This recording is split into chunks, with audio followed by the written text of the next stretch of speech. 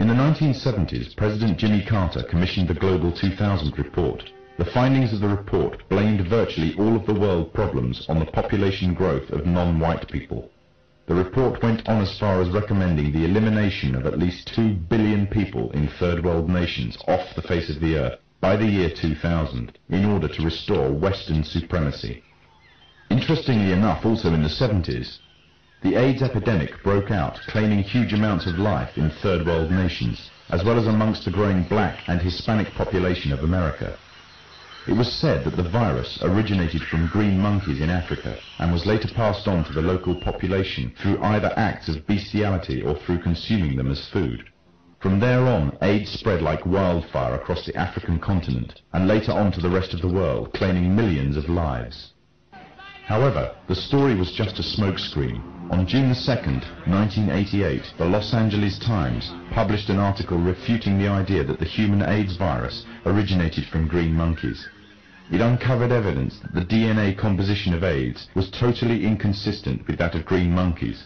In fact, it could be proven that the AIDS virus could not be found anywhere in nature and could only have ever survived in the human biological system.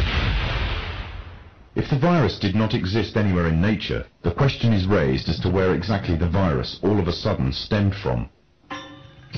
On July 4, 1984, the New Delhi newspaper in India called The Patriot published an article making the first detailed charges of AIDS as being a counter-biological warfare agent.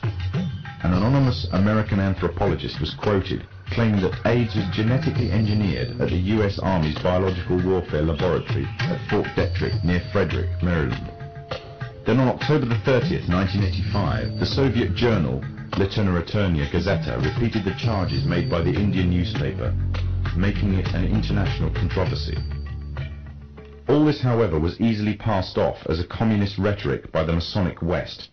However, on October 26, 1986, the Sunday Express became the first Western newspaper to run a front-page story confirming the findings of the Indian and Soviet newspapers entitled AIDS Made in Lab Shop. The outbreak of AIDS has been linked to vaccine programs around the world.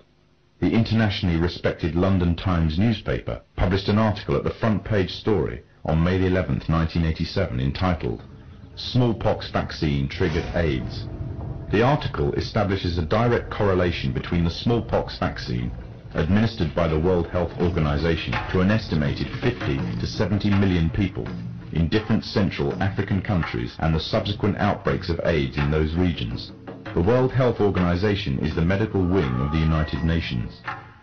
The evidence suggests that AIDS is a genetically engineered virus spread through vaccination programs in third world countries, germ warfare against the innocent and the weak, aimed at eliminating an entire populace off the face of the earth.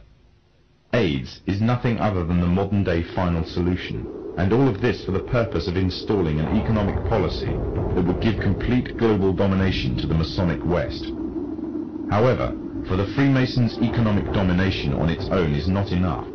In order to have Masonic governments at the head of global union, under complete Masonic control, an economic union may suffice, but to keep it there, they would need a military union, and that union would be none other than the UN.